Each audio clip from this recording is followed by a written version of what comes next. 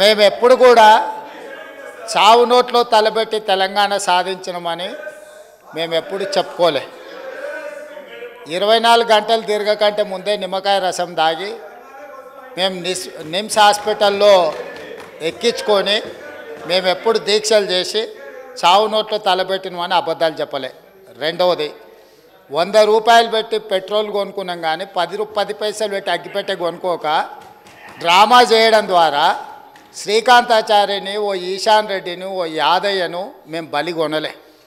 మేము ఎవరి శవాల ప్రాతిపదికనో ఎవరి ప్రాణాల ప్రాతిపదికనో మేము అధికారంలోకి రావాలని కోరుకోలేదు.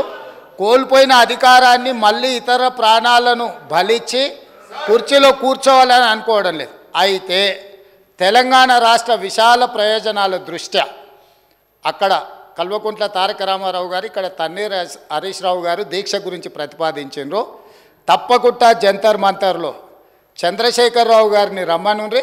చంద్రశేఖరరావు గారు, నేను ప్రతిపక్ష నాయకుడిగా చంద్రశేఖరరావు గారు, సభాపక్ష నాయకుడిగా నేను తెలంగాణకు నిధులు తెచ్చుడో అవసరమైతే సచ్చుడో తేలుద్దాం.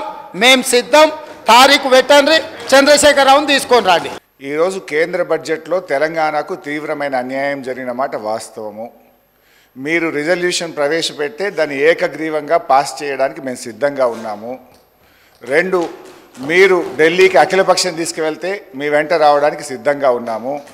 ఢిల్లీలో ధర్నా చేద్దామంటే మేము కూడా మీతో పాటు ధర్నా చేయడానికి సిద్ధంగా ఉన్నాము. ఈ రాష్ట్ర ప్రయోజనాల విషయంలో ఎట్టి పరిస్థితుల్లో రాజకీయాలకు అతీతంగా ఏ పోరాటానికైనా బీఆర్ఎస్ పార్టీ సిద్ధంగా ఉన్నది, ఉంటుంది అని స్పష్టంగా తెలియజేస్తూ ఉన్నాను. ఇకపోతే అధ్యక్ష, గౌరవనీయ ముఖ్యమంత్రి గారు ఆ మధ్య మాట్లాడుతూ రుణమాఫీ గురించి హరీష్ రావు దీక్ష చేయాలన్నాడు, నిరుద్యోగుల గురించి కేటీఆర్ దీక్ష చేయాలన్నాడు. మరి అన్నీ మేమే చేస్తే నువ్వేం చేస్తావు? ఈ రాష్ట్ర సభా నాయకుడిగా ఎందుకంటే నన్ను వ్యక్తిగతంగా అన్నారు అధ్యక్ష, ఈరోజు నీకు అగ్గిపెట్టె దొరకలేదా అంటున్నాడు. మాది ఉద్యమ స్ఫూర్తి.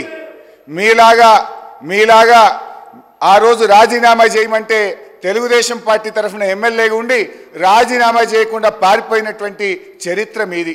తెలంగాణ ఉద్యమకారుల మీద తుపాకీ పట్టుకుపోయిన రైఫిల్ రెడ్డిగా పేరు తెచ్చుకున్నది మీరు. సోనియా గాంధీ గారిని దయ్యమని నాడన్నావు, దేవత అన్న చరిత్ర నీది.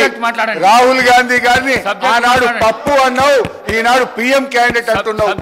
నేనేమంటున్నా సార్, దయచేసి నేను చెప్పేది ఒకటే, సీఎం గారు